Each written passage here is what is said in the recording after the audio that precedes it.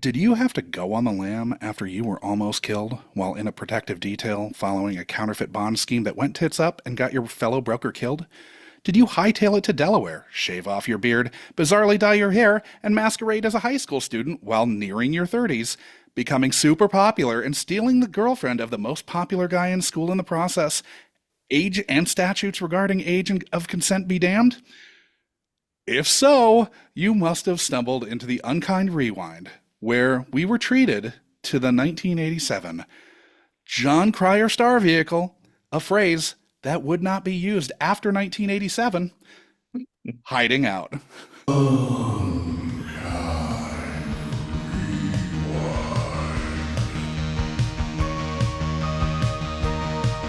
Get to the chopper!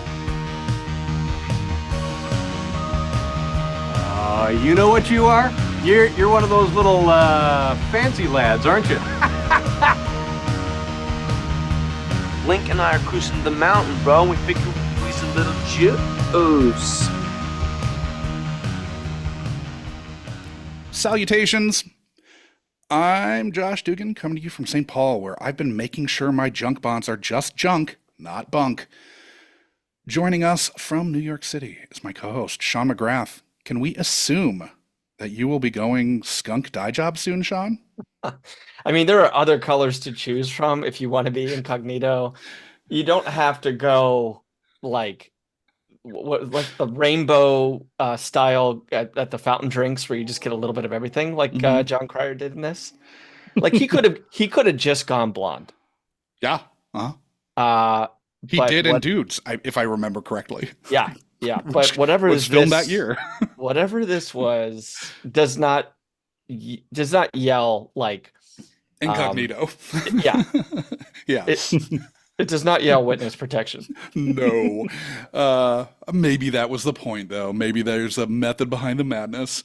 This week, we are joined by our special guest, who had not seen this since his youth. Coming to us from Central Illinois, Brian Mann. Brian, why don't you tell the audience who didn't catch last week's pre-interview a little bit about yourself? I live in Central Illinois. Mm-hmm. I am a professor of Middle Eastern history.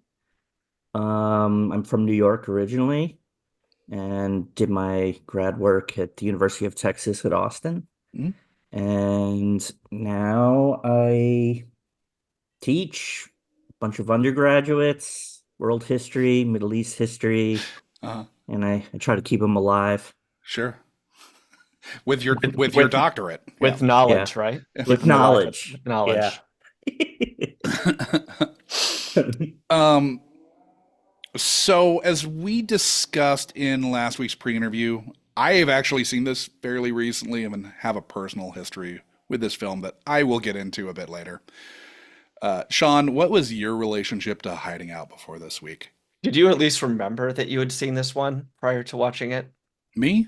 Yeah. Oh, yeah. He just watched it like a few years ago. I've seen right? it. I saw it like 6 or 7 years ago, bro. Well, Brian, Josh sometimes forgets that he's seen a movie until he starts watching it. And then he's got to like, look on Letterboxd to make sure. He's like, well, Letterboxd, yeah.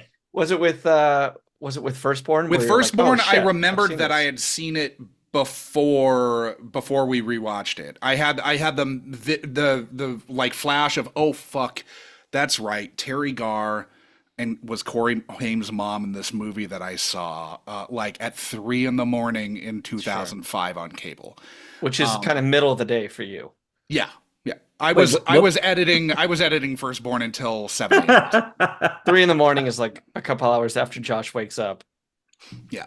But to answer your question, never seen it, never heard of it, didn't know existed, no frame of reference whatsoever, could have gone my entire life.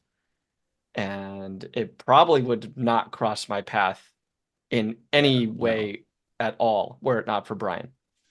You're welcome. I don't remember saying something. Okay, so we are going to dive into the questions we asked Brian last week. In the first clip, that I'll throw to here. I asked you to briefly recount what you thought the basic plot of the film was, and after establishing that it's been over 30 years since you've seen it, you described Hiding Out thusly. From what I remember, Jon Cryer is a lawyer in Boston. I remember that. Uh-huh. We'll see if I'm right. I also remember he had a really thick beard, which as a kid I found weird because it's ducky. Yeah, and I don't think even Jon Cryer now can grow a beard. Mm-hmm. And I remember he was like in witness protection because he was testifying. I don't remember if he like was laundering money for the mob or he put somebody away. Something had happened. Mm-hmm. And I don't remember how, but he escapes witness protection. And then he ends up going to somewhere out where I live now. Uh-huh. And he basically hides in the attic of a relative. Hence the title. He's hiding out in a Midwestern attic. And Keith Coogan, mm-hmm. who I knew at the time from Adventures in Babysitting, which I had seen around that time. I remember he was in it. And then I just remember that Jon Cryer falls in love with a high school student. So, I mean... Hey, I did pretty... I think were... after 30-something years, it was pretty good. I think if you took it pass-fail, you would have passed. Yeah. Yeah. Now, were you surprised by the fact that he was a Boston stockbroker and not a lawyer?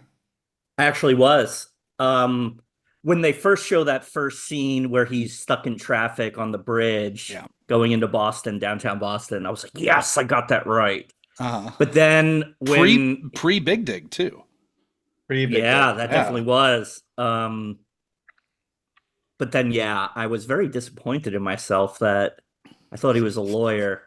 Does his being a stockbroker change how you feel about Andrew Morensky's plight as an adult? Like, if he were a lawyer, honestly, would he be more sympathetic than a stockbroker? Equally unsympathetic to me. Okay. we didn't get much Boston flavor with this. No. Like, we had not at all. We had some traffic, maybe. Mm-hmm. That was kind of about it. But really, like, no real strong accents that I can recall. Right. No. Maybe a club scene. Yeah, they were like at that bar. But it's still just the three of them. Like, Ned Eisenberg's not from Boston, like... It could have been filmed in any city. Yeah. Aside from the B-roll that they got on the highway. Yeah, and I was shocked. I remember I was watching when he escapes the diner and he's running through that alley and just like through the streets. I'm like, Jesus, Boston was like had a shit ton of garbage everywhere. Yeah. Like, but then again, I was like, it was the 80s. You'd have to go back and watch Spencer for Hire to see like if that was actually Boston or yeah.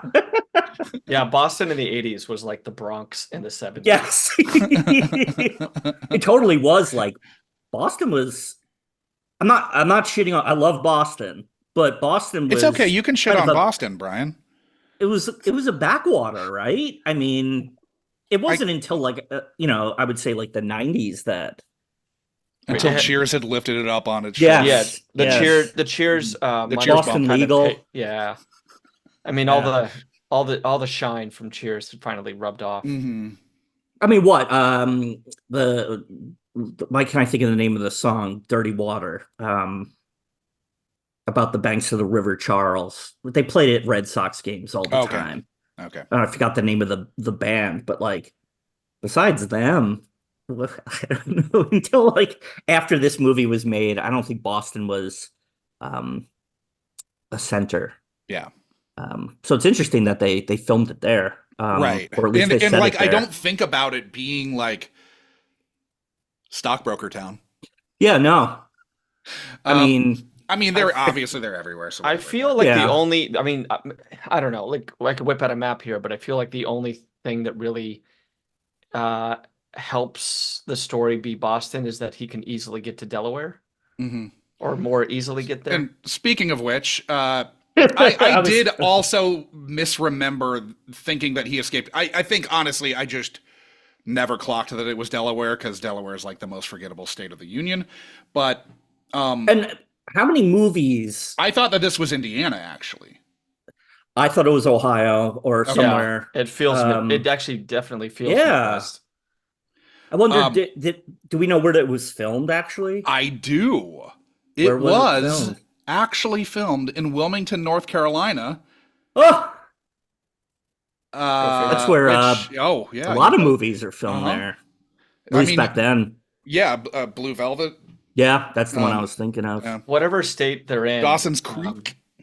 I don't know if anybody caught this One Tree Hill. when Keith Coogan first answers the phone and talks to Andrew. He says, "Can I help you?" Did you notice that? Yeah. Like whatever freak state they're in, they answer the phone. I was like, oh, they must work at like a general store, him and his mom.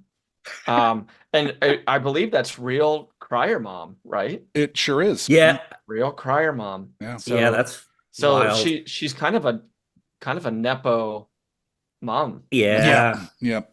And she's a playwright. She's still alive. Yep. She's still alive. She's Still a playwright. She obviously also acts. Well, yeah.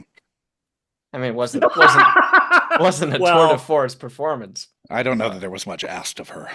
She's kind of a tertiary character. Now, the beard, you touched on it in the clip. I know we all really desperately want to talk about it at length. You wouldn't want to touch it. Sure, yeah. But we'll table the beard talk for a bit because in a later clip, there will be more cause to talk about it. So we will talk about the beard, listeners. All right, so in the second clip, the literal beard. Yeah, there's no figurative beard. No here. figurative beard here. Talking about a literal beard discussion. So in the next clip we're going to throw to, you also remembered there being gunplay and assumed it must be PG-13, which it was. And after discussing Keith Coogan a bit, you went on to describe a little more of the plot. I remember Keith Coogan helps him adjust to high school, even though Keith Coogan's like a nerd who isn't popular. Yeah. I don't remember who the girl was. I remember she's somebody famous. Yeah. Like she was a big name. It wasn't Ione Skye, was it? It's fine if you don't remember. Okay. It's probably better if you don't. Yeah. But it was somebody that was big at the time, I feel like, or relatively. Yeah. And I feel like the Keith Coogan's mom might have been somebody.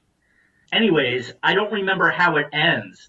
It's funny. I keep seeing in my head the end of Billy Madison when Steve Buscemi shoots him in the ass. Like that there's some kind of shootout or something at the school is what's playing in my head. Okay. And then I have no memory of it. Does he go back to being I don't think he goes back to being a lawyer. I don't know if he has to stay in witness protection still. I don't know if he ends up with a girl. Mm-hmm. I don't remember any of that. Okay. I just remember he goes out with the girl and totally they fall in love. And then I don't remember anything else. Hey, that was more than a pass, I think. Yeah. I think that was a solid B plus. Mm-hmm. That was great. Yep. Now, do you feel like you accurately remembered the relationship between Keith Coogan's younger cousin Patrick and Jon Cryer's Andrew?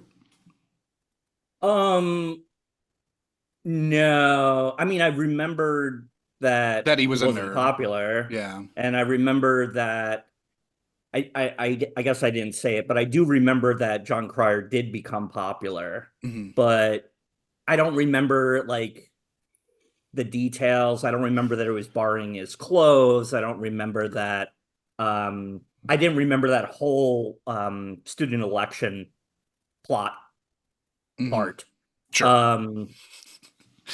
And I also didn't, or the whole Keith Coogan going out on a date, that I had no memory of at all. That whole sequence. Yeah, with the whole driving with, yeah. Yeah. Mm-hmm. Yeah. So you thought somebody might have played Aunt Lucy? Were you surprised that it was Cryer's mom? Yes. I thought it was going to be someone that I was going to easily recognize. And then it wasn't until the credits I was looking for who it was. And I was like, oh shit, it's his mom. Yeah. But you probably like clocked it in some weird way when you were a kid. Yeah. I remember when I was watching it, I was like, she looks like she could be related. Like, actually could be the aunt. Too. Turns out she was. My first trigger to look her up was when I saw kind of the way that she was speaking, and I was like, let me investigate this. How did this happen? Yeah, how did she get this role? Yeah, a little stilted, Mom.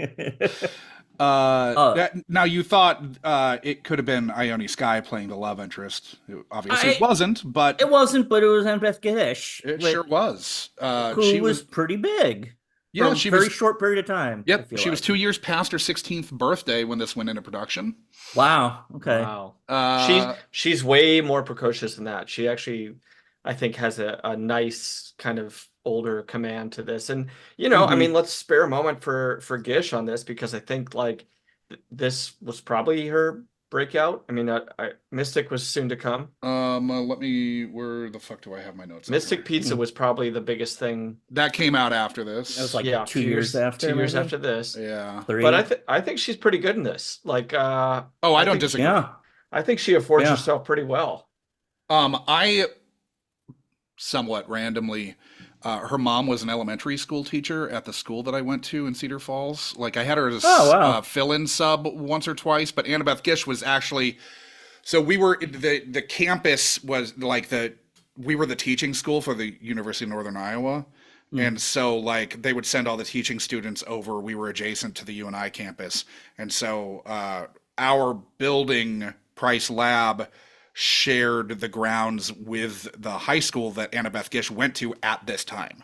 So Annabeth Gish like fucked off, like this is while I was there.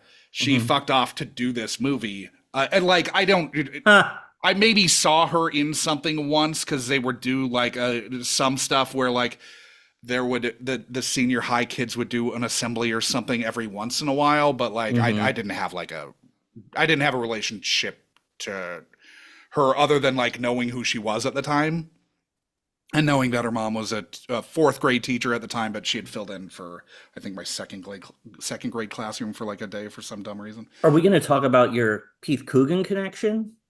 Well, I've got a couple more connections. I'll definitely get into them. Okay. Yeah, you're really connected with this. This is all news to me. Yeah, this is more of a "this is your life" for our one of our hosts today. So Brian, you remembered the shooting at the school, but didn't remember the resolution. How did the resolution play to adult Brian? I mean, as the movie was going on, a lot of it was clicking. It was coming back.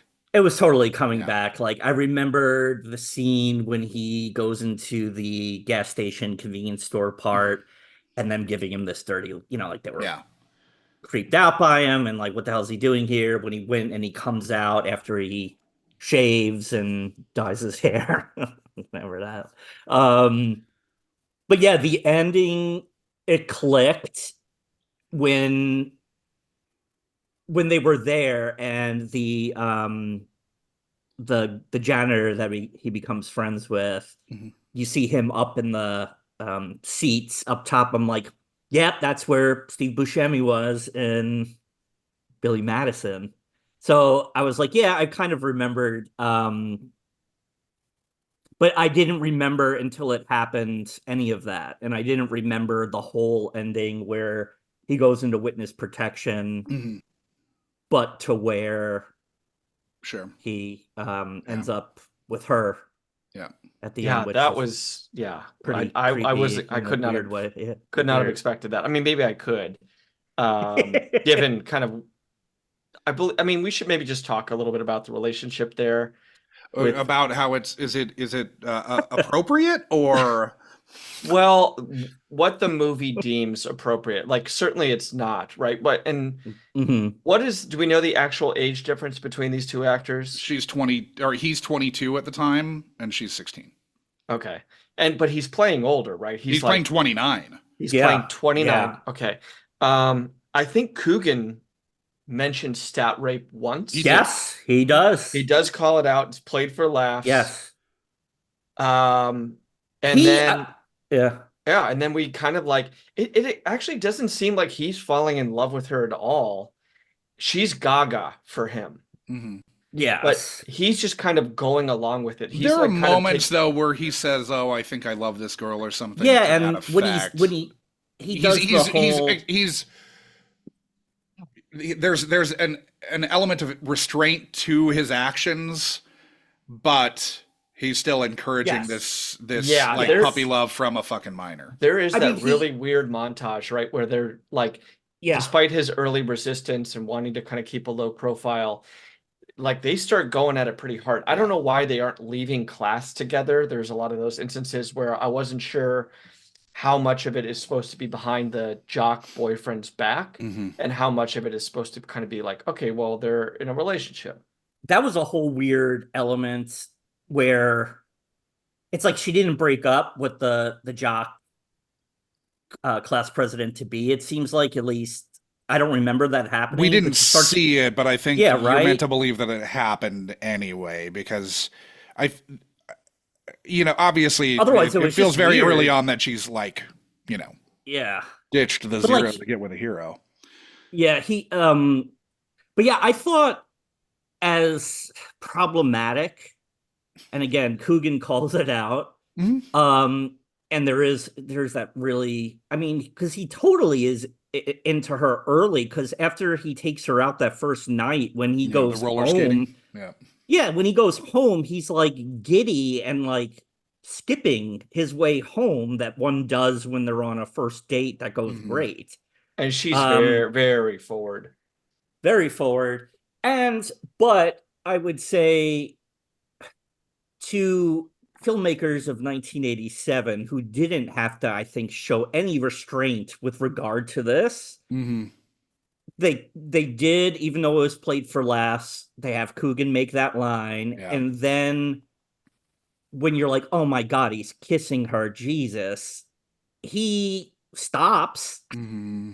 But geez, it was he still let himself get into that situation. Yes, I mean there's no way that plays for an audience now. No. I mean, and then what is the presumption of how long he's gone before he shows up back at the end? Because he does show up back at the end. He's a little bit more. He's aged a little bit because he's wearing a sport coat, of course. Because he's a grad student now. Yeah, but the grooming undertone is still certainly there. No, I mean, yeah. Then if there was any question, it's like, oh no, now it's like this motherfucker's a groomer. If there was any ambiguity, we have now made our case on how the director and writers of this movie feel. About grooming underage high school girls. Yeah, I mean, there was, as we talked about in the pre-interview, I said I knew this. I was hoping that I could get around that. We'll definitely issue. hit this too. This is coming in another clip. Yeah, but also, I knew there was going to have to be some homophobia, and of course there was. Yeah.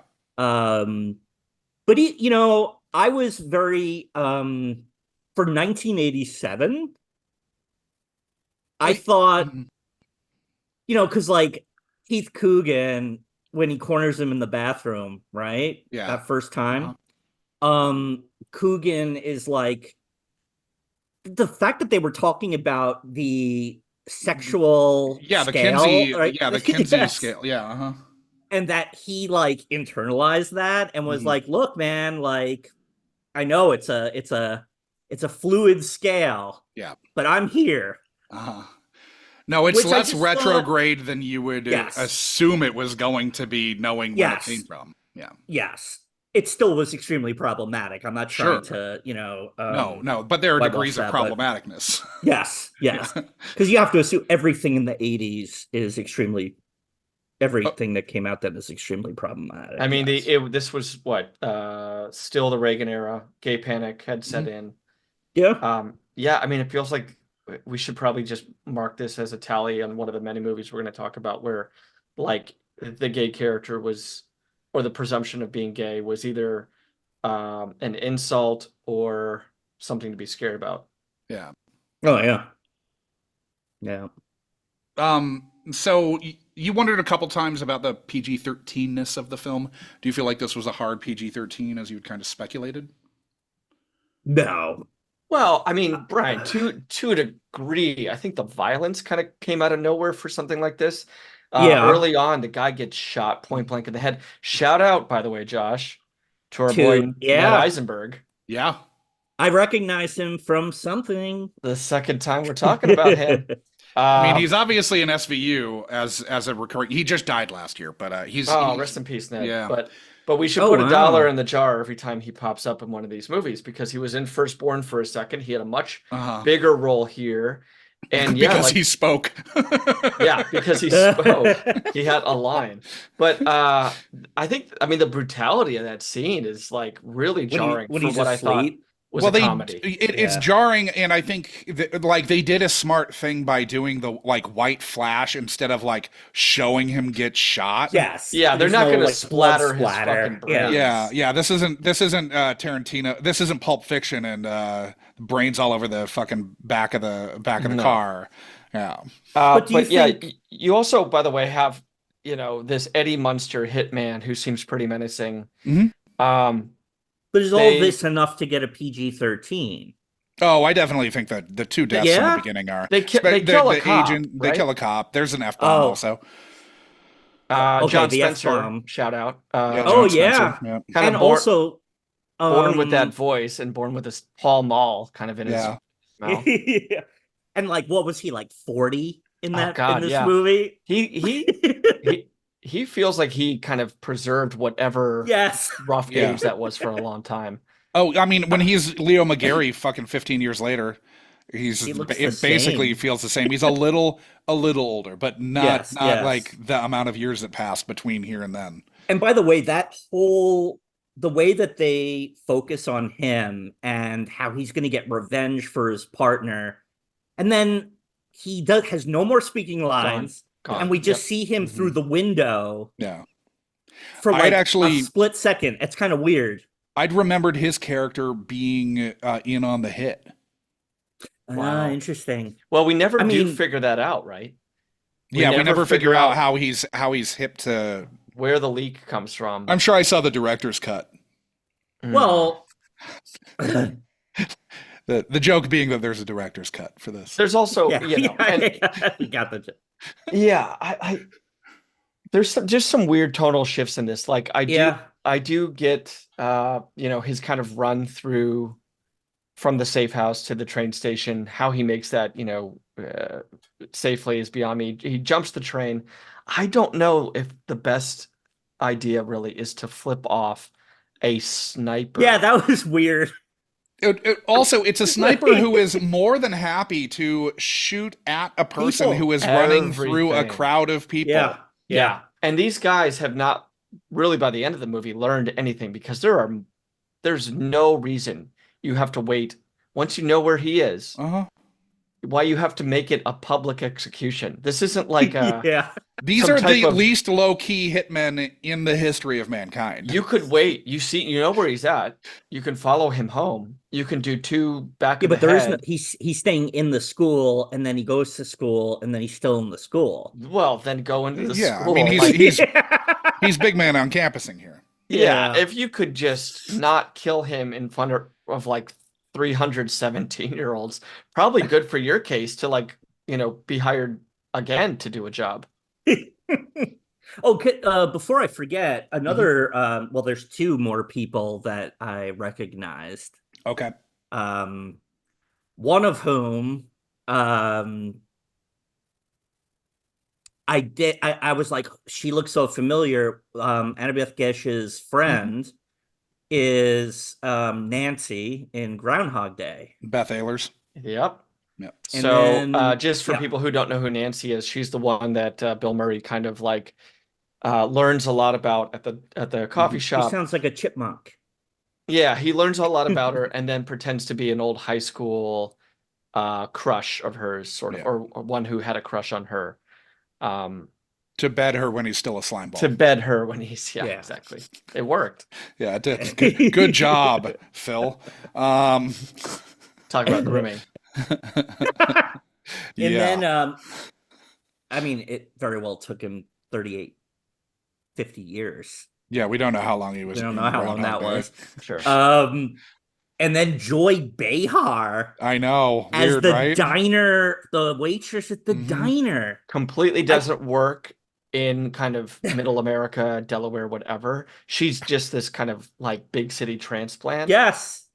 She at no So weird. point wants to like drop any of the New York of Behar. No. Yeah. And I mean, she was pretty big in the stand-up world at that time, right? I imagine that's she how she must got have the been. role. That is where she started, was in stand-up, but I don't know where. I don't know like actually to what level she rose as a stand-up. Yeah. I just was, when she first came on the screen, I was just taken aback by the accent and the kind of that, you know, New York diner attitude, Sure. you know. And then it was only like the scene when the hitmen are asking who was reading the stock pages at the counter. That's when I was like, holy shit, that's Joy Behar. Yeah, her hair is so weird in it. Yes. And it's easy to like not clock that it's her at first. Yeah. So do you feel pretty good about your recall of the film? Yeah. Okay. I mean, yeah, I mean, I felt... there were things you missed, but like I'd seen it much more recently and also thought it was in the Midwest because Delaware is so nondescript. The Midwest I'm pissed about, and I'm really pissed that I thought he was a lawyer. And that it wasn't that he was selling, bad bonds. Sure. So we asked what you were like when you were watching this, and you basically described yourself as having been a straight-A student when you were first watching this, and then by your early teens, when you were later watching this, not giving a fuck and being more popular. You did feel like you peaked at 13 or so. Do you think hiding out played any role in your morphing from Patrick into Andrew? Or Maxwell? No, not at all. Okay. Not at all. For the next clip, we asked you what that would have been awesome if that was the case. Sure. I would like this was the movie that set you down the path. Yeah. It didn't. No. Okay. Next clip, we asked you what it was about hiding out that appealed to young Brian. That's a good question. I mean, it was the 80s. It was all these high school movies, right? Mm-hmm. So, I mean, I saw all of those movies. I saw all the John Hughes movies as, an elementary school kid. Mm-hmm. And I liked the movies that were different. And I feel like my memory is Hiding Out is a different kind of high school movie. Yeah. Because, like, another movie I remember loving as a kid, which I also have not seen in 30 probably plus years, is 3 O'Clock High. Which, again, it was very different. Yeah. That one was much more dangerous and sinister. Like, the kid could get killed, even though it was a comedy. So I remember Hiding Out was just different. How? I don't remember. I mean, obviously, he's we'll find an adult. Out. Yeah, there is that. He's like a lawyer that comes back, goes back to high school. So watching this as an adult, do you still feel like Hiding Out was a different kind of high school movie? Yes, I definitely do. In what sense? 16 Candles, Pretty in Pink, somebody's brains don't get blown out in the first 5 minutes. Sure, yeah. But yeah, or at the end, somebody doesn't fall 40 feet to a brutal death. Why were they even chasing him, right? Like, they're unarmed. Also, what gymnasium has a catwalk like this? Oh, yeah. It reminded me, I mean, maybe it's just because it's a sniper, but it reminded me of like the kind of town hall in the Dead Zone when they're going to shoot. He's going to shoot Martin Sheen. But yeah, you have these two guys, like, kind of, they turn into kind of fuck ups as hitmen. They don't, I mean, one of them gets rushed by the boxer janitor who could have easily and very quickly been dispatched by trained hitmen. But he had fought one of the best light heavyweights in history. Right, but that light heavyweight or lightweight didn't have a gun. Yeah. When he fought that champ. But yeah, and then they continue to chase the Eddie Munster looking one. Yeah. Even though, like, I imagine it's pretty we haven't had one on the show, but pretty standard for a hitman to have maybe a secondary weapon. Mm-hmm. Yeah. And what is their? They're just Also, he's going onto the roof, which citizen is arrest like, him. Yeah. What's the end Where's game he going on from the roof? Yeah. Yeah. And you could hear the sirens coming, so it's not like they're in the middle of nowhere. And This is not a well thought out. No. I mean, and then we have the courtroom scene, right? The kind of coda to this movie. Oh yeah, I forgot about that. Where for some reason Jon Cryer, out of anonymity, still keeps the same hairstyle. Oh yeah. And it grandma. dresses the same way too. Isn't he not wearing a suit in that too? Yeah, and he's like in a trench coat, I think. Yeah, he's still in a trench coat, I think. Yeah. What about the Because grandma? they obviously filmed that scene at the same time they filmed yes. the same day, the same costume. They probably rewrote the ending and were stuck with his hair being like that. Couldn't go back. Someone had like burned his beard in effigy, and then they were SOL on that too. They called central casting, and they're like, "Send us a mob boss looking guy." Like, does he need to be able to act? No, not at all. And he just needs to sit there. No. Yep. And it was the whole grandmother thing that they felt the need to have the closure with the grandmother. That grandma's dead. Yeah, and the whole, the whole way that they catch him, and they set it up from the beginning so in your face. Yeah. The card to the grandmother, right? This is why he's going to get caught, is somehow this card. Who keeps the envelope? Also, Who keeps the envelope? Also, wait, hold on. He's been carrying this thing with him from state to state to state to state. He drops it and forgets about it. He has carried this fucking card for days. We have all got cards in the mail. Some of us have mantles. Some of us have refrigerators. Who fucking keeps the envelope? Okay, so I do out of your fucking mind for that long? I also think that's a how do I put this? A people from a different generation thing, because I've been in antique kind of stores. She was an adult when the fucking Great Depression happened. Yes. Then what? Have some consistency. Put some other fucking envelopes on your mantle. There was more than one card, Brian. You had to save your envelopes because you never knew if you were going to see another one to be able to put something else in. And paper was such a premium. Sometimes you had to eat it. Yeah, if times got hard. And you just you steamed it to get the stamp off, and you reused it. Yeah, or you reused the envelope. Yeah. Mm-hmm. Glue. It's nutritious. Yeah, that was one of those plot points where I was like, yeah, and then the whole end where he has to explain to her how witness protection works. Oh boy, I'm never going to see you again. Grandma. No, she's killed. She's easily killed. Yeah. Yes. Yeah. Shouldn't she be in witness protection too? Especially since this guy was indiscriminately shooting anything. He shut up a train station, shut up a high school. Mm-hmm. And was in her home. There's no reason she should be left alive once he gets that envelope. Yeah. It would just be to warn him somehow. Mm-hmm. Yeah, that was. So, did the danger to Maxwell Hauser's character still play as ominously for you now as it did to your younger self?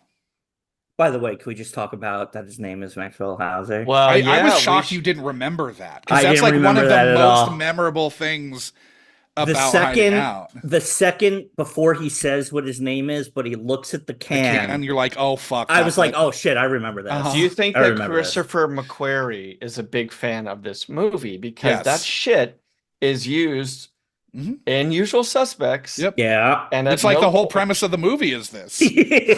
So Andrew, basically Kaiser Soze's a new identity for himself, and I don't think whoever wrote Hiding Out gets mentioned in the opening credits of Usual Suspects. I think he has grounds. I think there's a real good case. Yeah. Call the WGA. Could I say I was the whole attitude of deans in high school to students waiting to be seen, and then the treatment is exactly how I remember it in the late 90s.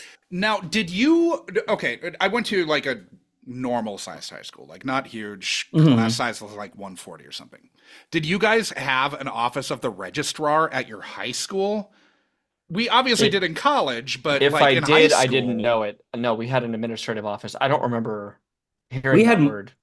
I don't remember if you were hearing in that the word. office, you would have like been wherever that person was working, presumably. I would assume. Like I don't remember that being a high school thing at all.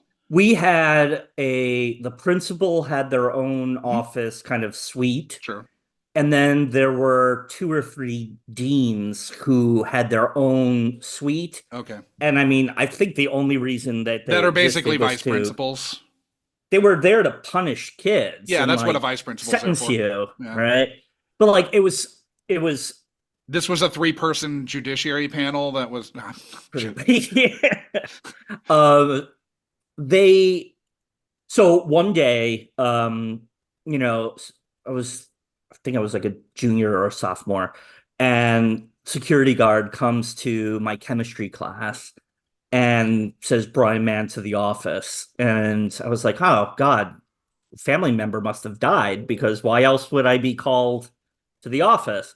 And then, you know, usually whenever they were like, I remember my teacher said, well, could he wait until the end of the period? And they were like, no, he's got to go now. And I went, and I'm sitting next to, you know, people that are there because they pulled knives on people or got, you know, like stuff like that. And I'm sitting there. This was a New York City high school. This was just outside. This was Long Island.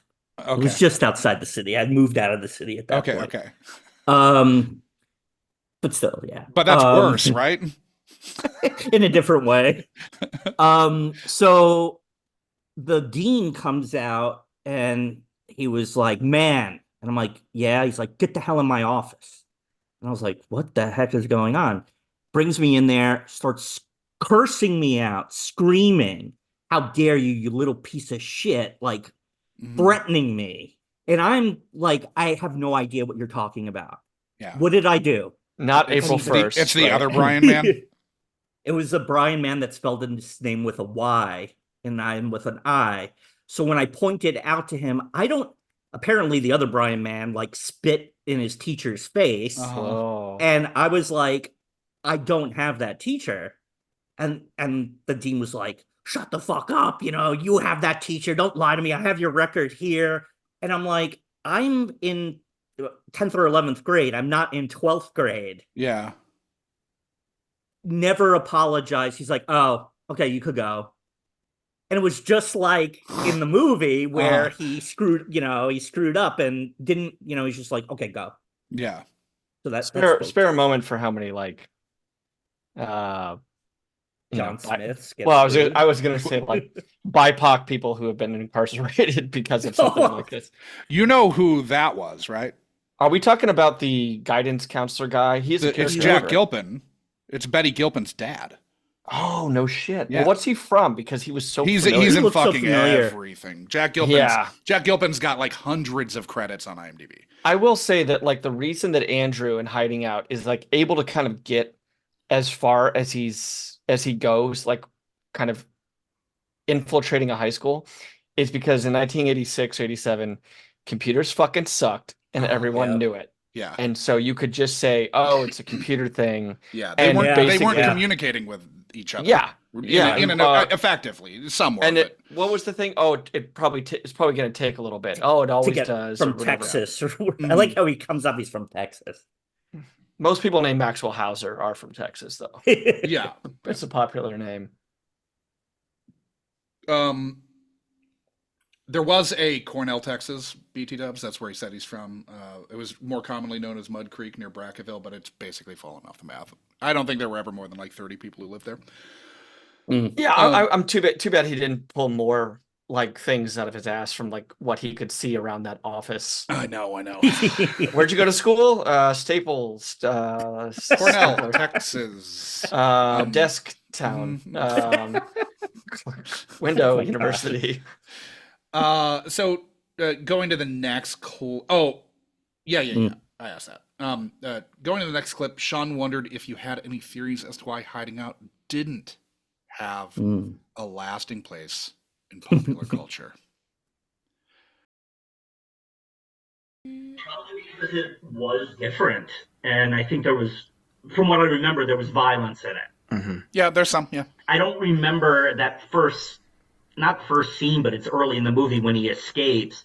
Yeah, I feel like there was shooting or something. People, I think, died. Yeah.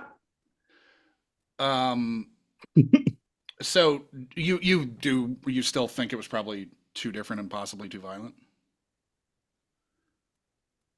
Yeah, I mean, I think there was,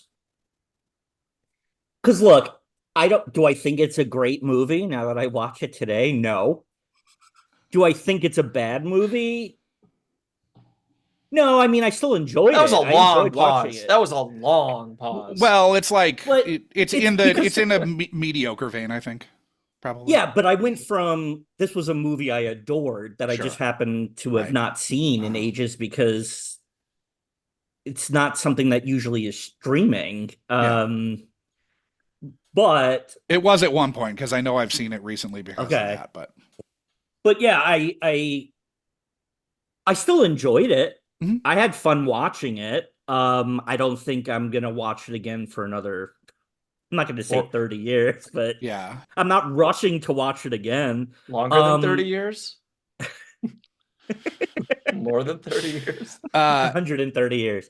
But I think that is part of it. I think the movie was just weird for the kind of high school movies that were coming out at the time. I think that's the same reason why 3 O'Clock High bombed, was that also was a weird... it wasn't a John Hughes movie. It wasn't like a Porky's Revenge of the Nerds kind of movie. It was just this weird.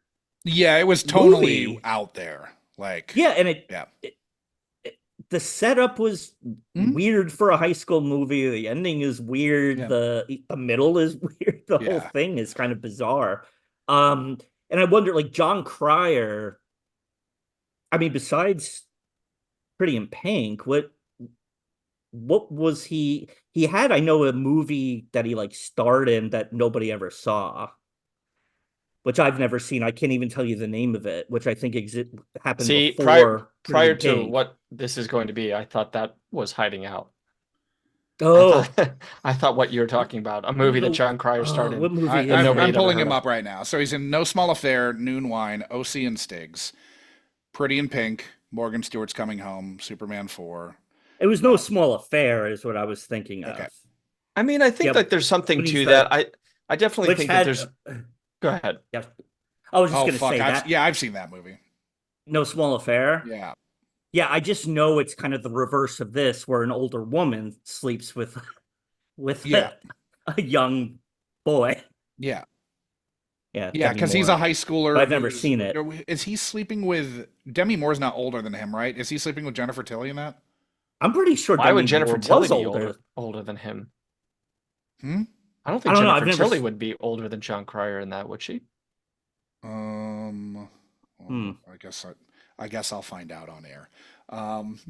Demi Moore's born in 62. Jon Cryer's born in 65. So Demi Moore's 3 years older. Jennifer Tilly is born in 58. She's the oldest of all of them. Oh, okay, go figure. I mean, same generation. But like Jon Cryer, he's not, I think, he wasn't a bankable star the way that he was in 1987, they thought. Yeah, I mean, he did, which is why we had Dudes multiple... and Morgan Stewart's Coming Home. Yeah, Dudes, Hiding Out, Morgan Stewart's Coming Home, all that year, all Cryer star vehicles. Dudes has one other... Fuck, who's the other guy in Dudes? But these are not John Hughes related. These are like, he peaked at Pretty in Pink. That's what people know him from. Everything subsequent to that was just buying time and making some money until he gets a call from CBS. Like, let's not beat around the bush. Cryer kind of showed that he's maybe Hollywood was right. Yeah. Maybe some people aren't leading men. Mm-hmm. And I think that there's a lot of reasons why this movie didn't succeed. One of them is the Jon Cryer thing. Another thing is the tone. We do not have point blank murders in any John Hughes movies. You kind of start your movie here. You kill a federal agent. There's certainly, I mean, it's not. I mean, the murder in the diner is not something subtle. That was bloody and That's- graphic. That's yeah. the PG-13 moment. Yeah, And we start John Spencer on a revenge mission that he never really fulfills. well, that's in a different movie. There's another one. I hope so. But yeah, I mean, I think that tone did not sit well with people because you don't. This is still within people's memory from Pretty in Pink, right? It's the next year. Yeah. It's next year. Yeah. Yeah. So people are coming into this theater, seeing Jon Cryer, hoping that this time he gets the girl, and guess what? She's a fucking minor. Okay, so you went on to say that history's rights, like history's wrong of him not getting the girl is not exactly righted. Yeah. Yeah. Now, Brian, you went on to say that you liked Jon Cryer as a kid. Do you think that you were the target audience then for this film as a Cryer head? No, because I was 8 years old, and I don't think this was. You weren't. Directed Were you calling towards like a? 8-year-olds. Were you calling like a Jon Cryer 900 number or anything like that? Were you or 876? Like, how much of a Cryer head do you feel like you were at 8? 0. I Okay. just remembered I had seen Pretty in Pink, and then I had seen Morgan Stewart's Coming Home, which I loved also, which I'm sure is an atrocious movie. Well, wait a couple. Which I years, would love to probably do it. rewatch. Yeah, we'll do that again too. Okay. You'll just be on for Jon Cryer movies. Yeah. I mean, my liking of Jon Cryer is based on me watching Hiding Out and watching Morgan Stewart's Coming Home when I was 8. Yeah. I didn't necessarily, I don't think I didn't love him before I watched those movies. But I liked him in those movies. But then I've never seen one episode of 2.5 Men. No. Never. What would I've be the seen point? No Desire. No, I've never seen it. So Cryer's Wikipedia page said that the film broke even, but that his performance as a character who was much older than him, Cryer turning 22 towards the end of filming, was critically acclaimed. Though I do feel Really? I feel obligated to note there's not a citation for that statement, but it is there on his Wikipedia page. Are we sure it wasn't the person who played his aunt in the movie who said that? We don't know, but i.e. his own mother. You could run into that on IMDb in the bio section also. How do you feel about 22-year-old Cryer playing 29, playing 18? Oh, as a much older person. Do you it feel seemed like ridiculous. he effectively, as a 22-year-old, he played both 29 and 18 well? No. Okay. No. I mean, as a 8-year-old, I thought he did. Okay. I don't even know how to kind of answer that question because there's such a like a degree of variance to who he is in each scene. Like, I don't know. Like, I feel like, But that's because he's in love, Sean. he's but like 16-year-old. he's a stockbroker. He's doing these things. He's like moving on with his life. He went to Cornell, right? Mhm. But then he also derives a lot of satisfaction from rollerblading through the halls. Like, Yeah. he's kind of Is he blading or skating? he's blading, right? I think he's blading. No. I Is feel he like he's skating. Okay. He's skating. Yeah, Did they I don't even know. if- have rollerblades in 19? Yeah, think that's in a good question. I'm not I sure. think in California, you Delaware did. did not. Yeah. Delaware No.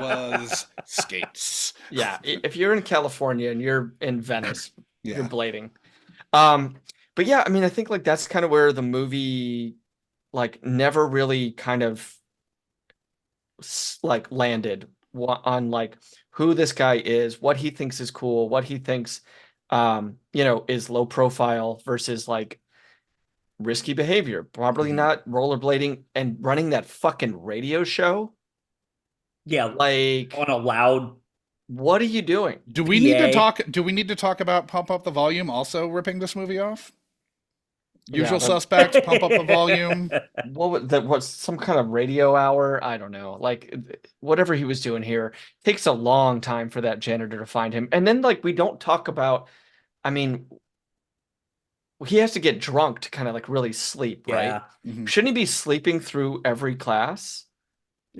Well, I mean, I don't think he really cares. If he's no one's fucking, calling. No one is calling. His parents are dead. But so if they he's can't roller even skating be all called. night and running a radio show for himself, turning on all the speakers in a school, like. But are we but meant this to could believe be- that he does that every? I think he just did Yeah. that one night. I don't think he's running. I don't think And we're meant to even- believe he's running a radio show. Well, How he long does does it take? He does it the to- one time, but it's in that montage of like Yeah. whatever. So Well, like, then he's also like ripping down the posters of his campaign and doing all that well shit. because he like, doesn't want his face on the wall. Right. But Yeah, doesn't but- that come at a different juncture?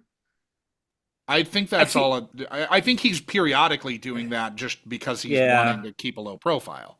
And also, I don't know. While ignoring the fact that he's not keeping a low profile. Let's say he skates between 10 and 10:30, and then he Yeah, puts that's stuff skating down hour. for 5 minutes. That's skating He's hour. And then he goes yeah. back to sleep in an office and at 11:30, and then he's up at 6 to get ready to go to Okay. school. to This is finish how his my campaign. nights are, Sean. This just works. I don't have any questions about this. I would say I thought that scene at near the very beginning when they're in the bar and the two friends are leaving and he decides to stay because he's looking at that girl and the girl's looking at him. Yeah, the one with the I Irish didn't name. find him believable at all in that scene. I was like, I don't know if this guy has ever been to like a real adult bar. Sure. No riz. I mean, he was only 21 at that point, probably. None. Because Yeah, I'm sure yeah. they shot the I mean, Boston I'm stuff sure- first because then it's like, well, now we've got your Yeah. ride. I think Now we have to go to Delaware. Yeah. regardless Well, of how Wilmington. how old Cryer is in reality, he's playing a guy almost 30. What you needed to do is way more of that shit that he does with Gish's dad, which is Yes. like, oh, He just I needs see- to go around town saving everyone's parents' money on their taxes. He needs to do that, but he needs to do more adult shit that like a kid in high school wouldn't do. Like help learn teach fucking Keith Coogan how to drive and like. But what about? don't know. I mean, he is Like, trying to set the teacher straight about Nixon.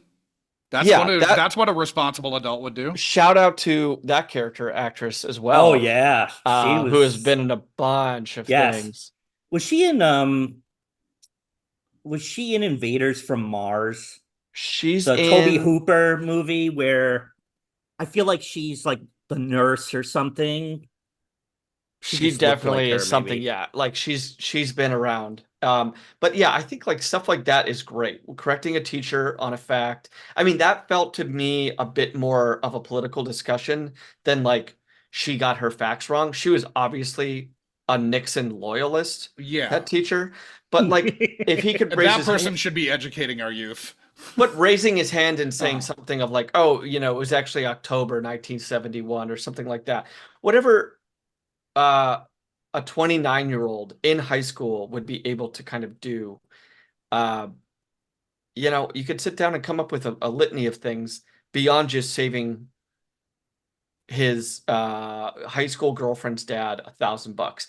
That kind of shit would have gone a lot further from me if it like Yeah. he never was kind of able to shut off his smart, educated Cornell brain, probably making a pretty good income, with clean money, let alone dirty money, from the mob. I actually wasn't quite sure if he was in on any of that shit with the mob too, right? Well, because that whole scheme is like not fleshed out at all. We're just okay. I guess he's in with the mob on something that he didn't want to be in on. Don't ask any more questions about that. And then this poor. I mean, he puts Keith Coogan's life in a lot of danger. Reaching out to him. At one point, Keith Coogan jumps a fence for no reason.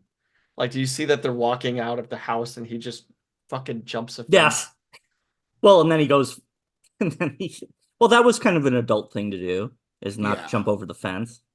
Yeah, great, good idea. More of that. More of that, Oh, Brian. Rewrite by the this. way, the friend was not Beth Ellers. I was talking about um I don't know what her name is because I just looked at who Beth Ellers was, and that's not who I was talking about. Beth Ellers is the blonde Chloe who's with her when she sits down in the cafeteria. So I'm thinking of Janie, who was all in Groundhog Day. Oh yeah, Anyways, yes, yeah. Yes, no, yeah. she is. Yeah, Different I was different like Beth actress. Ellers Different wasn't in actress. Groundhog Day, but yeah. Yeah. Yeah. Um. Anyway, So just in case right, no. Beth Ellers was listening, I just wanted to make sure that Yeah, we want to give her That's some Marita Garrity. Yeah. Marita spotlight. Garrity's playing Janie Rooney. Beth Ellers is playing what's her face? Where's Chloe, who has blonde with kind of unflattering hair. But she's also a very recognizable. Not for the 80s. No, but it didn't look good in retrospect. No. All right. So did rewatching this take you back to being in bed eating cereal, or were there any other flashes of recognition of hiding out from your past while you ran through this, while you let it get into your bones? There was definitely this nostalgia factor, big time. Okay. I mean, I loved this movie as a Yeah. kid. And watching it, and then as things were happening, it being like, oh, I remember that. Oh, I Yeah. remember that. Like, I remembered when he looked over, when they asked him what his name was, I knew he was going to look over and he was going to see the can. So that always, feels good when you're like watching some old movie you haven't seen in ages, and you remember some of it, and then some of it you're like, oh, I remember that. So I very much enjoyed watching it again, even though I no longer would say that it's one of my favorite movies. Most cherished childhood memories. Yeah. All right. So setting. Let's give Brian, some respect for there. That takes a big person to kind of admit that. Oh yeah. Admit I mean, that's kind of the joy of this, right? That it's not really good. Yeah, I mean, yeah. It's not nearly as horrifying as watching certain other movies that I don't want to spoil in advance, if we ever do them. But there are definitely movies that aged far worse than this. Yeah. This is just kind of like a little bit of a mess, and the whole grooming angle is pretty shitty. But like, there are much worse things, both quality wise and problematically speaking. Yeah, you're not watching this in abject horror. No. Yeah. It's just kind of like a misfire, kind of at worst. Yeah. I guess that is probably the gateway by which I tell one of the more personal connections to this movie. Here we go. So I was working at the dock during the day, and it was a weekday, and so we were responsible for setting up the cruises and for renting like canoes and kayaks. So up to the like table comes Jon Cryer with his fiance at the time. They married after that, and his fiance's brother. And I had, like, no shit, just seen Hiding Out maybe 2 weeks earlier. And because it was too funny to fucking pass up on, I was like, oh, so this is going to seem weird, but I just watched Hiding Out. Like, last week. And he's like, oh, I'm sorry. Wow. And I was like, that's good. I was like, no, that's fine. It was fine. I wasn't like, it was enjoyable. I wasn't expecting Citizen Kane. And so that kind of like sat there for a second, and then he's like, was it on TV? Was it on cable? It was like, no, I rented it. Was he trying to This is track like down 2008. This is so much later than anyone is watching Hiding Out. Do you think him asking that he was trying to track down a residual? Yeah, that's what I was. Where was it? What He station? had $2.5 million money at the time. I don't think he cared about that. Yeah, good point. He was making in shock. network money on a fucking multicam, like very low effort, relatively speaking, relatively low effort, big paycheck. But yeah, that was awesome. That's one of my favorite celebrity encounters that I've ever had. Was fucking Jon Cryer being apologetic about me having seen Hiding Out. Wow, that's awesome. So, when we posed the question as to what were your expectations upon returning to this film, you first responded. I hope I still enjoy it. I really do. If I don't, I'm going to be very upset. Okay. It's weird. This is a movie I remember loving, but for some reason, I never taped it off of cable, years later, and my grandfather hadn't taped it for me.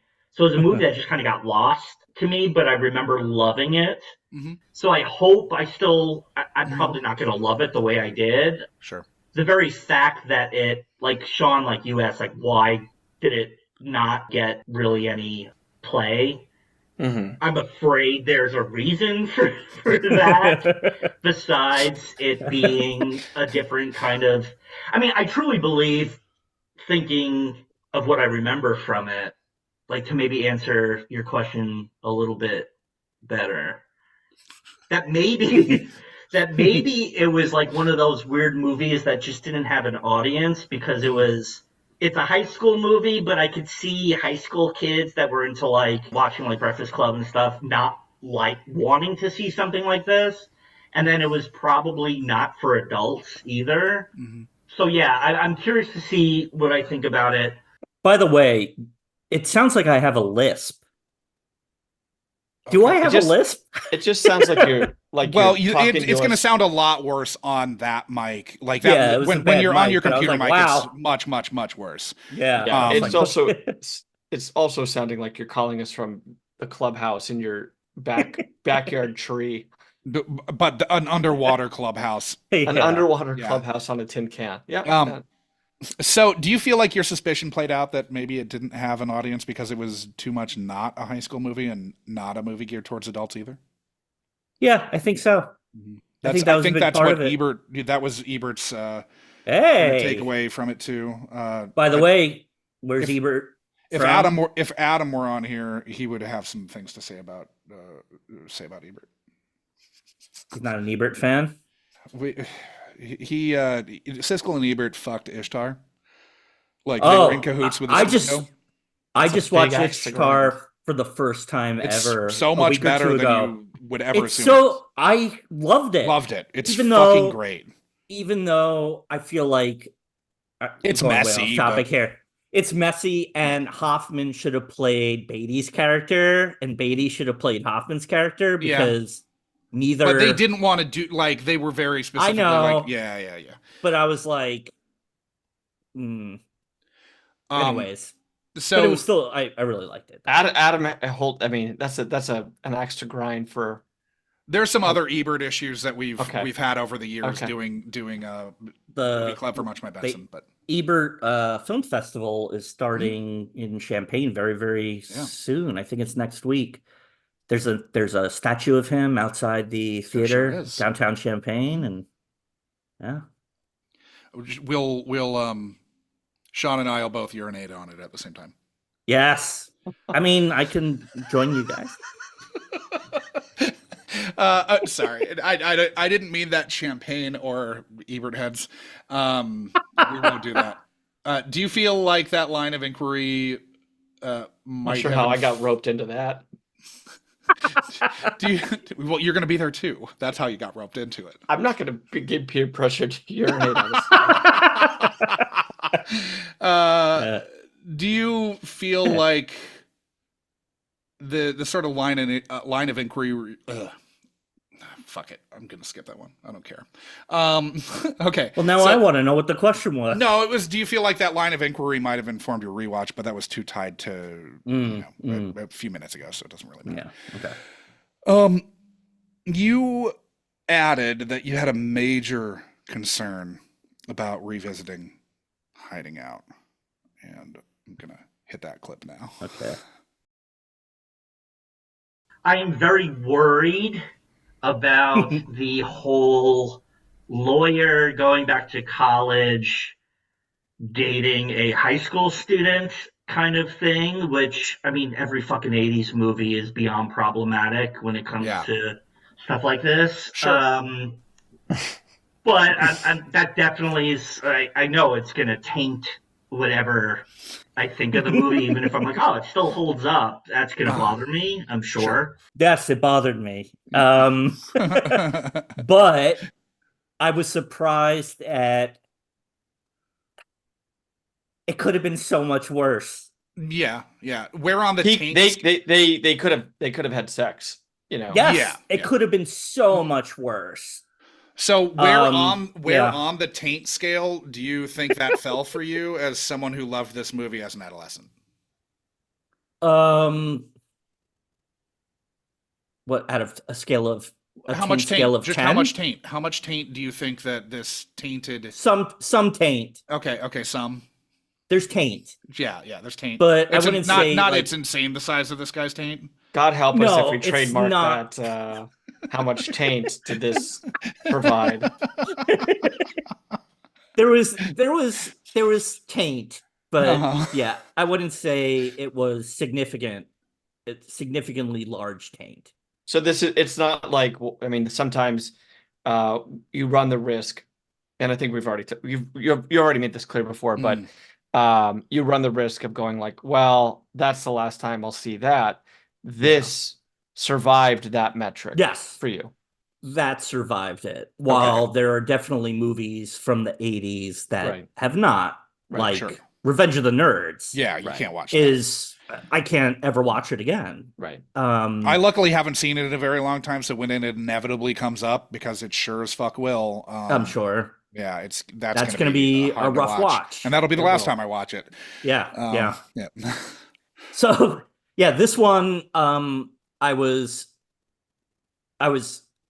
happy that it didn't totally destroy it for me. Yeah. So just to confirm, circling back to the beginning point where we're talking about your expectations, you did still enjoy Hiding Out? Yeah, I enjoyed it. Again, it's not, I'm going to watch it again, but no time soon. Yeah. But it was a fun watch. And it wasn't. And as Jon Cryer's aware, it's not Citizen Kane. Yeah. It's you know, Sean, like, you obviously didn't like it, but did you were you sitting there the whole time being like, you pulling your hair out at how bad it was? Or did you have some laughs and enjoy, you know? Yeah, I mean, I think the problem for me, it's not that type of movie. It's not the type of movie I think anybody could really hate. It never goes that far. Yeah.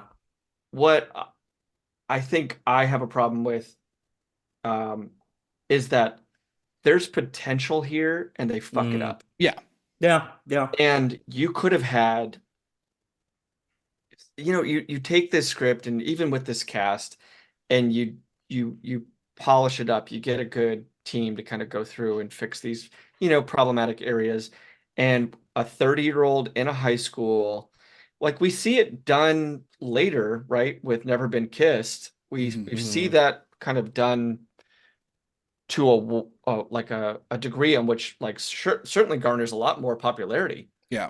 Like Never Been But which Kissed, is also like, it's problematic also. They at least gender flip it, so it's not the problematic. But she's not. But she's going after a teacher. That's right. Yeah. She's not going after a 16-year-old or a 15-year-old or whoever. And so we kind of dodge that bullet. And Vartan, I think it's Vartan, kind of has to play like, oh God, this girl's coming after me, but she's actually a woman.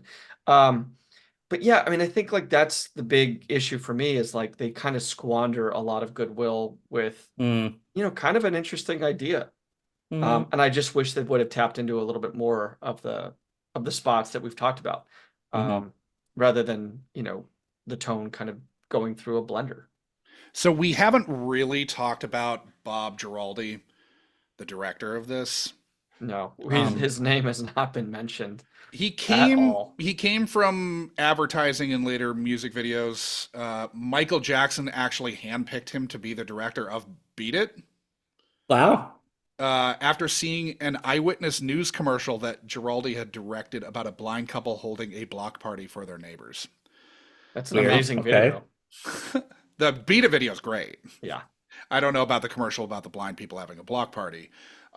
So Jackson's kindness would be repaid by Giraldi on the Pepsi Generation Next commercial, where, Huh. with pyrotechnics going, he told Jackson he was going down the stairs too fast, only to have Jackson suffer second-degree burns on his scalp when it lit his hair on fire. Giraldi was directing that. I'm looking right now. He also directed Hello, Running Hello, which is one of also the problematic. extremely Wow. problematic. Lionel Richie stalks a blind woman in that video. Yeah. So wait a minute. When is the Michael Jackson Pepsi commercial? That's in 84. 80. Yeah. So So- this is kind of him in director jail getting Jon Yeah. Cryer started. Well, no, he had. Okay, so he was also directing some features through the mid 80s. So he did National Lampoon's Movie Madness. He did Club Med. Oh God. And then he did this. So he did 83, 85, 87. He was doing a movie every 2 years and then making his He real did- bones as a commercial director, obviously. But Love is a Battlefield. he did. Mhm. Yep. He did Running with the Night. Say, Lionel say, Richie. say. Say. He did a Uh-huh. lot of. He did some very big. He did the Will Smith "Just the Two of Us" video too. it seems like he's really good at Weird. like 5.5 minutes and under. Well, the weird thing is he's still directing, but he's directing shorts that are doing well on the festival circuit. Yeah. Guess what? He's fucking back to shorts. Yeah. He also But Anything more than he did direct the Danny Aiello movie Dinner Rush in 2000 that was critically acclaimed. Never saw it. Can't I speak didn't on see it. it. I didn't see it, but it did like well on the festival circuit and was like, probably a movie where he wasn't having to kowtow to what a studio surely wasn't paying for a Danny Aiello star vehicle in the year like 2000. So. I think we should move on. I don't think this director. Oh needs no! That was all of my notes about him. more time. No. Whoa, hold on. He did Taste Great, Less Filling, a bunch of those Mm-hmm. in the Yeah, he did a mid-80s. bunch of huge commercials. Yeah, and there was another huge commercial that I just saw that I lost, but Yeah, I've got his website up, but I have his. It was a music big videos one. page up.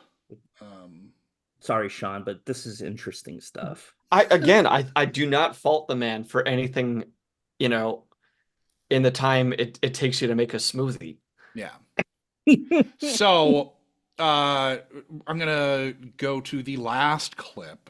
You added that you were curious about something else, Brian. Oh no.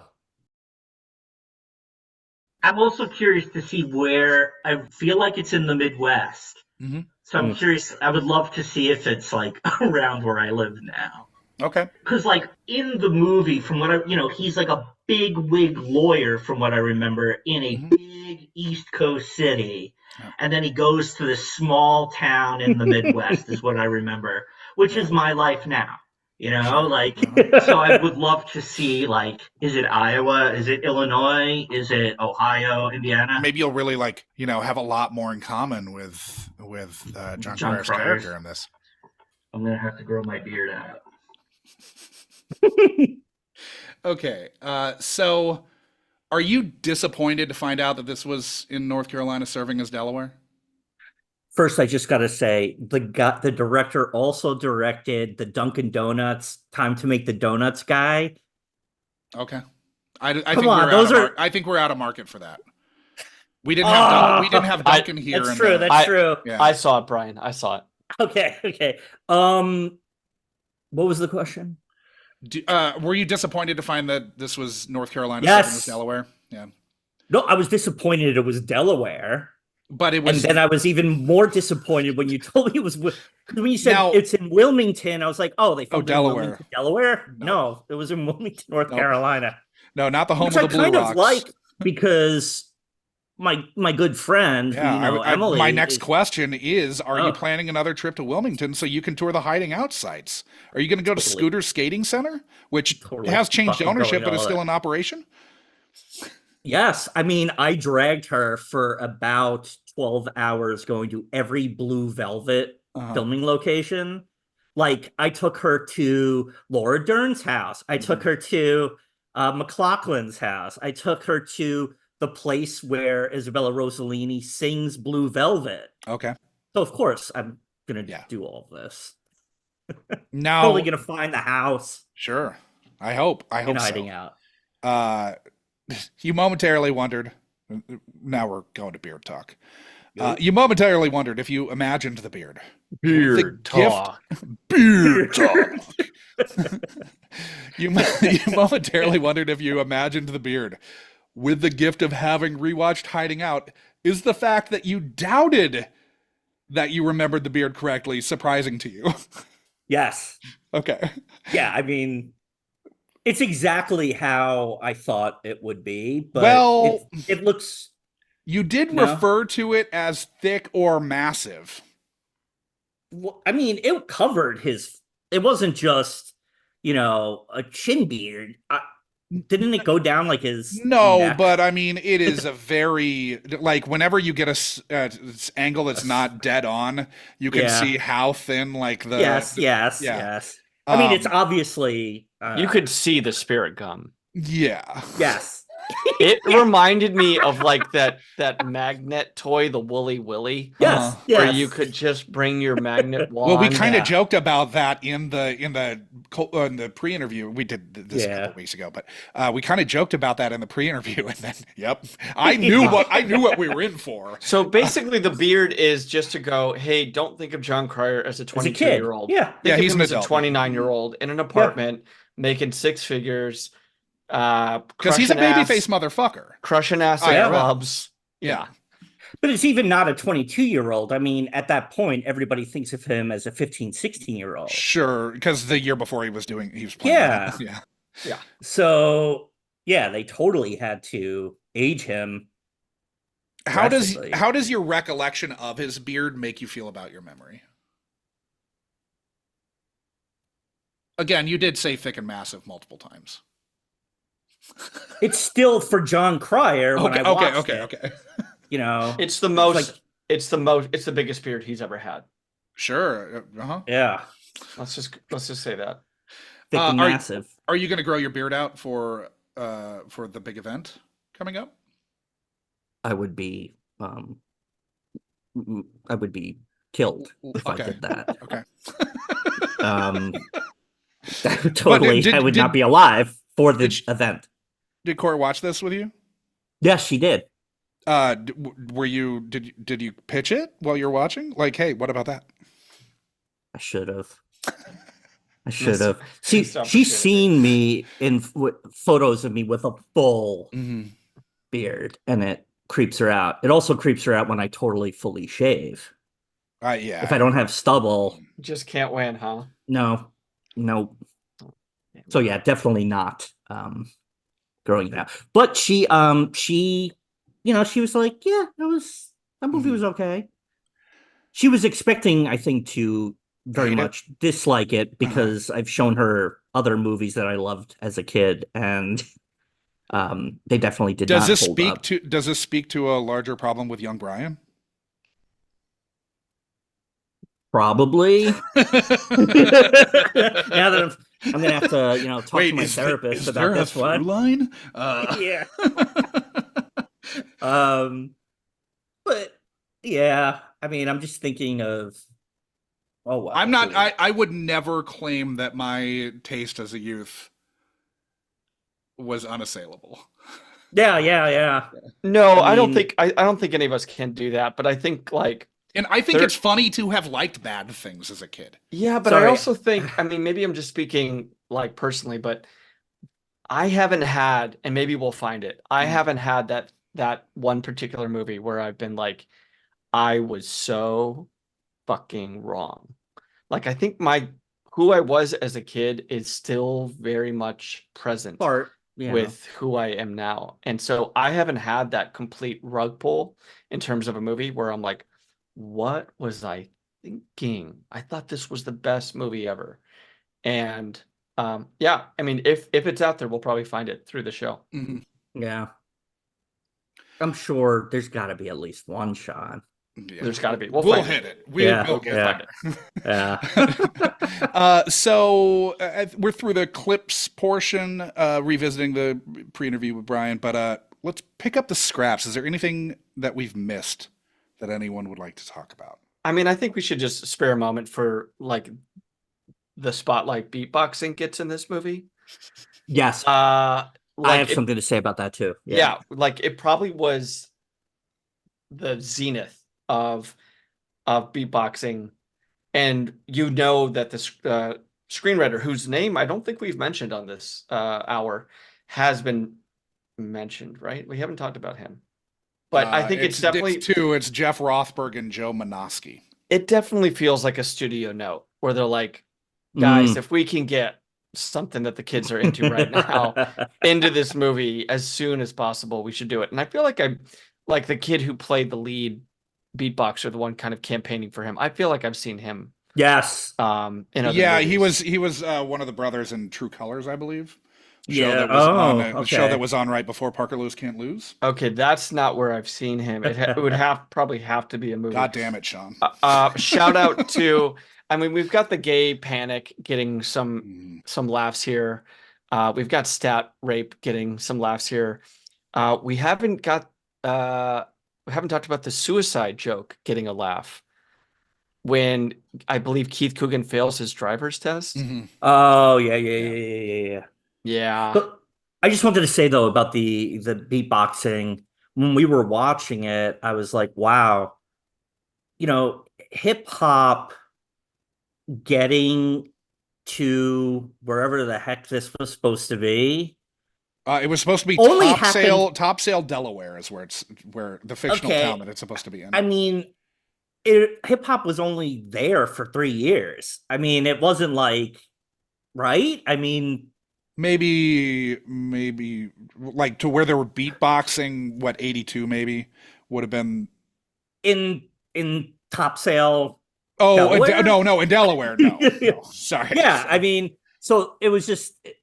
At first I thought it was just like a funny, weird thing. And then I was like, man, this shit's really new for when this movie came out. I mean, because you think like Run DMC, Beastie Boys, they weren't that big for that long before that movie. No, they weren't. Yeah. I mean... They anyways. Yeah, they put it in this. They got it in. Oh yeah, totally. For what you said. Yeah. Joe Menosky, one of the writers, was a Star Trek writer for a while. He was on TNG, Voyager. He's actually on For All Mankind. He wrote on the Orville also. He was a co-EP. I'm assuming he was a writer. And then Rothberg doesn't really have credits that are notable. I guess I have one more note, or one more picking up the scraps. Keith Coogan. Yeah, Coogan. Yeah. So at my old blog that might still be up, I don't know. But at Inconsiderate Prick, I had in my like blog entry on Out of Bounds, the Anthony Michael Hall Youth in Revolt movie from 80. Somewhere in the 86 to 88 range. Jerry Levine is in it. And in my review of Jerry that, Levine. I called Jerry Levine the sleazy Keith Coogan. Keith Coogan then comments on my blog. That's so you awesome. have no idea how many times somebody has come up to me and said, I loved you in Teen Wolf. Teen Wolf.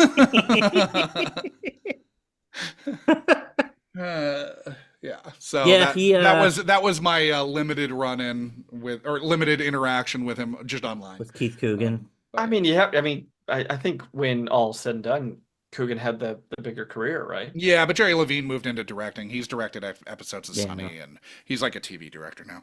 Okay. Or I assume he still is. I know he's directed episodes of Sunny relatively early on. Coogan grew his hair out or got a good wig and killed his babysitter. Yep. Mm-hmm. Shocked her to death. I'm trying to think of. I said it in the pre. He had a really good run. He had a great run. Yep. Yeah, really good run. I guess the soundtrack had some pretty big songs on it. It had that weird crying duet that was recorded for this. Yeah, that was weird. Yeah, and then "Catch Me, I'm Falling" by Pretty Poison was a pretty big hit that was on the soundtrack too. The crying thing doesn't quite make sense in this. I think that they were hoping. You mean the crying with the beatboxing after the duet? It just felt with Keith Coogan beatboxing. It felt too confused. Yeah. Didn't Although work. that could have been that was ADR, so who knows who was actually beatboxing? It probably wasn't Coogan, but maybe it was Keith Coogan. If you've got an answer to that, we'd love to have him. Yeah, hell yeah. Yeah. Probably should have invited him at the start of this. We should have. I know. We fucked up, Keith. Sorry. Sorry, Keith. There was some big bands that were. Yeah, right? I can't remember who the fuck. I had it up at some point, but I had all that shit up so long ago that I've long since forgotten. There's some like post-punky kind of things I remember. I don't remember who it was, but I remember there's wow. "Live My Life" by Boy George is on it. Scarlet and Black had "You Don't Know," and then "Seattle" by Public Image Limited. PIL, yeah. That's the one I was seeing. These are PIL was John Lydon's band after the Pistols. Yeah, after the Sex Pistols. Johnny Rotten. Let's talk about gripes. Yes. Brian, gripe with this film. I mean, maybe it's all three of us have kind of the obvious, but what's the thing that still kind of rankles you on a rewatch? I mean, besides I assume we all would have the same very large note. Don't have a 29-year-old character lusting after a 16-year-old. Yeah, and I think I really do. I don't want to belabor the point, but I really do think that like you can kind of dance around it. Yes, like the kissing, ish a little bit, but for him to kind of come back post graduation, she's in college, and now she has like probably a bona fide 30-year-old, right? If it's how many years later. I mean, I think we're meant to assume it's the next year because she had gotten into Iowa. I figured it was a few months. Yeah. It was a few months. Yeah, but I figured it was a few months. So now she's got a guy. Still doesn't matter. It doesn't matter. No. Oh, yeah. And then what? Just making out in the quad, presumably continuing on the relationship after you've groomed her. Yeah. It did not need to happen. No. That coda. How would you have ended the film? Well, we'll do that next probably for Fix This Movie. But let's finish. Do you have your big gripe? Your biggest gripe? Unless it's just. I mean, like that's a big one, and it should kind of always be the big one. But yeah, I mean, if we're excluding that, it's the tonal I think we're taking that for just granted. Jarring. Yeah. Yes. Yeah. The tonal shifts jarring. Yeah. Yeah. It's two very different movies that are sandwiched or smashed together. Yeah. Yeah. Yeah, I agree. I think it's confusing for people who are coming in on the heels of Ducky Love, especially to happen in the first 20 minutes to get so brutal of killings. Yeah. I think my major gripe is actually HMU on this. Oh, really? Yeah. It's just hair and makeup is very bad. Yeah. Throughout. Like whoever decided that that's the hairstyle that he needed, what the fuck? But it's also like Beth Ehlers looks fucking terrible. Joy Behar as like what person would have had their hair like that?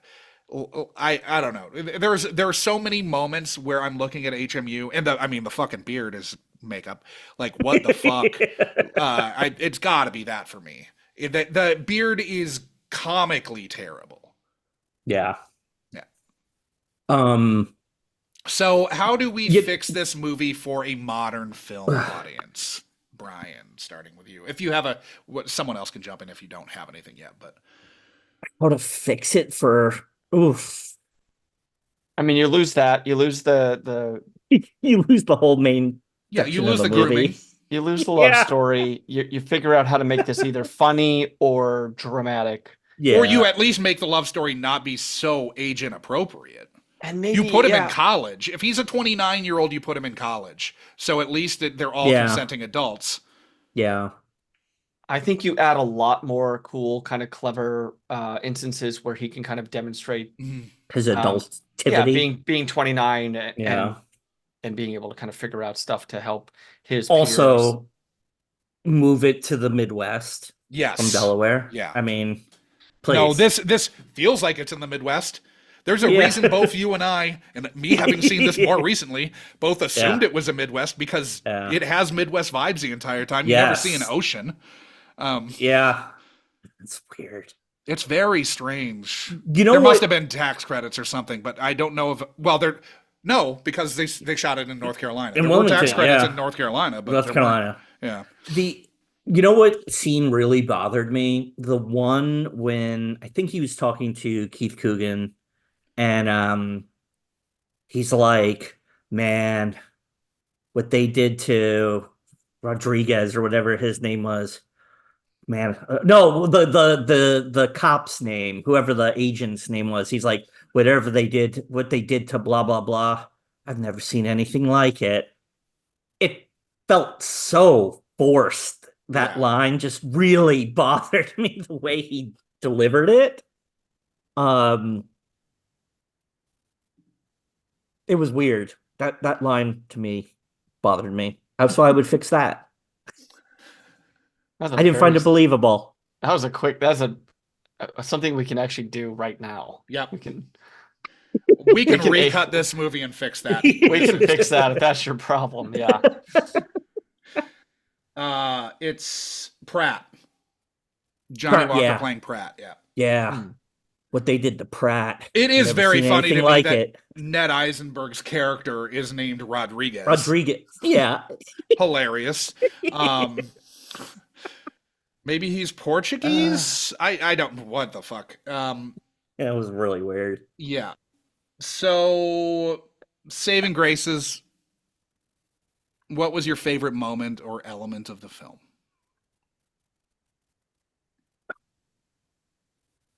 I can't give you like a specific moment. I just enjoyed it because it brought back the memories of watching it. But that's as a kid. Is that an element? It's tickling that nostalgia thing. Yes, it was the tickling the nostalgia for me. Yeah. Although I liked the scene where he gets drunk with the janitor. It reminded me of Blues Brothers when they go back to the orphanage and they get drunk with Cab Calloway in the basement. And he doesn't know. It's like that. He doesn't know he's 29, right? Like that's Well, no, he figures out in that scene that, oh, you're the guy they're looking for. Yeah. Okay. Yeah. That makes more sense than him providing alcohol to a minor. I've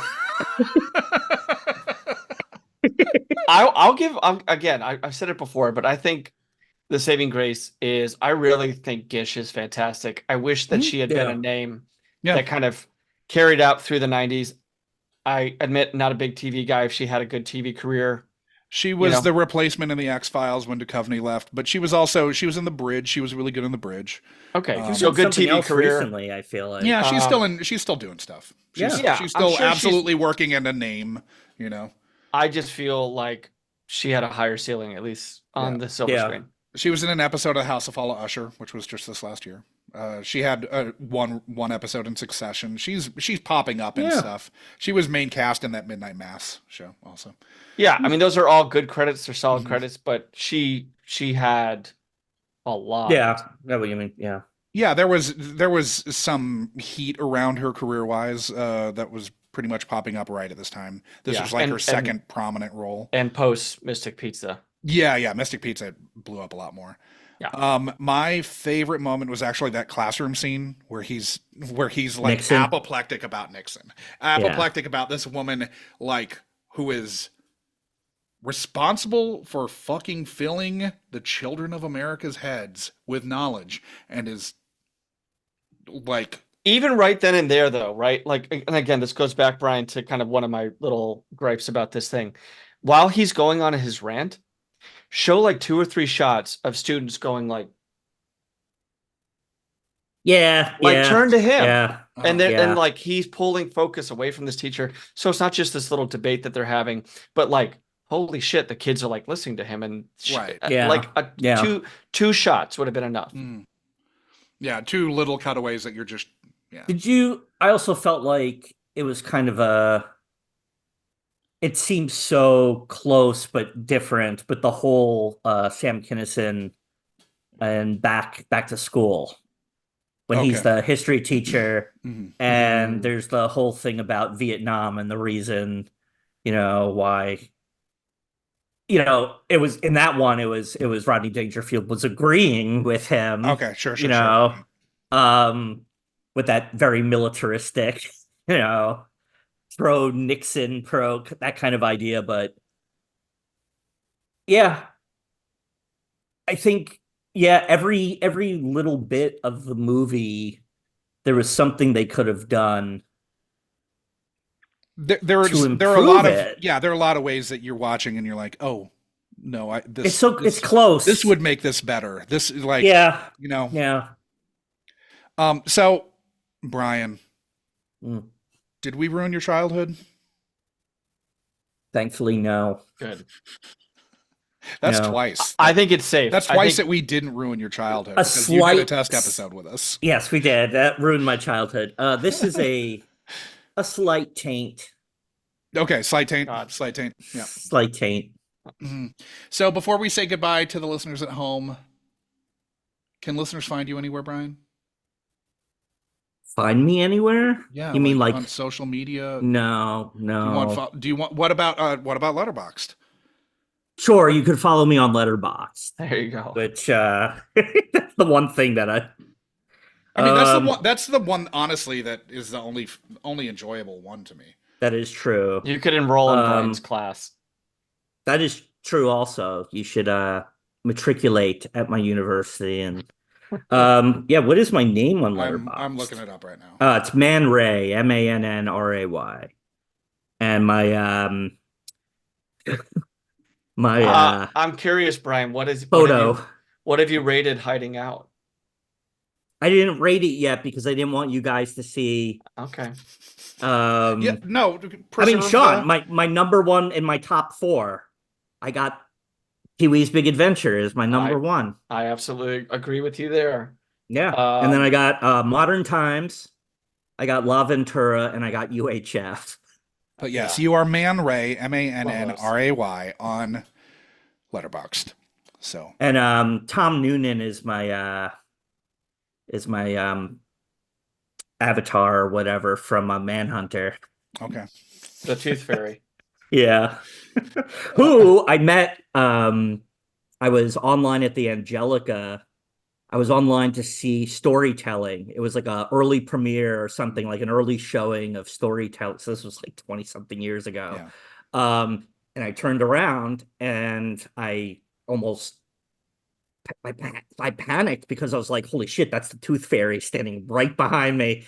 And I was like, hey, and I talked to, he was a really nice guy. He seems like he would be. He invited me. He was doing some kind of off-Broadway theater show that I yeah, would he was a love really to cool see guy. something like that with Tom Noonan. Yeah. Would love to see him He's off Broadway. great. Yeah. So yeah, that's my connection, I guess. Well, Brian, we're so glad that you were open to subjecting your childhood to the possibility it'd be ruined on the Unkind Rewind. So thank you so much for joining us. Thanks, Brian. Thanks for having me, guys. It was our pleasure. Don't let anybody do 3 o'clock high so that we can do it in a few years. I know you want to. Get around I'm to me. Well Whenever aware. you get around. Yes, well aware that 3 o'clock high is yours. All right, cool. Because you know who's in 3 o'clock high? Casey Suzumako. Well, yeah, Casey, but I was however the fuck you say his last name. Zamasco. Casey Zamasco. Whatever it is. The guy that played the killer in Kindergarten Cop, Tyson. Yeah. Intimidating He's the bully. Guy. Yep. Nice. Yeah, he was the bully in that. He had the face for it. Yes. And I remember as a kid, well, I'll hold off for Yeah, we'll talk about this off mic. This is Yeah. the stuff that Patreon members would maybe get at some point. But thank you, Brian. Thanks for joining us. Thank everybody you. else, we'll see you next week. You've just listened to another installment of the Unkind Rewind podcast, mining and potentially ruining your childhood for content, one film at a time. Unkind Rewind is a Munchcast production and can be ingested wherever you listen to podcasts and on the Unkind Rewind YouTube channel. Music for this and every other episode of Unkind Rewind was composed by Divorcio Suave. Rate and review Unkind Rewind on Apple Podcasts, Spotify, Good Pods, Yelp, IMDb, Consumer Reports, Google Reviews, and TripAdvisor. Links to all of our social media accounts are in our show notes, but you'll find us as at Unkind Rewind Pod on nearly every social media platform that makes sense. If you had a question, concern, complaint, or positive feedback, you can email the podcast at unkindrewindpod@gmail.com, or you can join the lively Munchcast Discord to discuss this or any other episode of the Unkind Rewind with like-minded people. This dialogue with the pod may just make it into the next week's ep, so chat away. The Unkind Rewind Patreon will be coming soon, so start squirreling that pocket change away. Thank you for listening to another Unkind Rewind.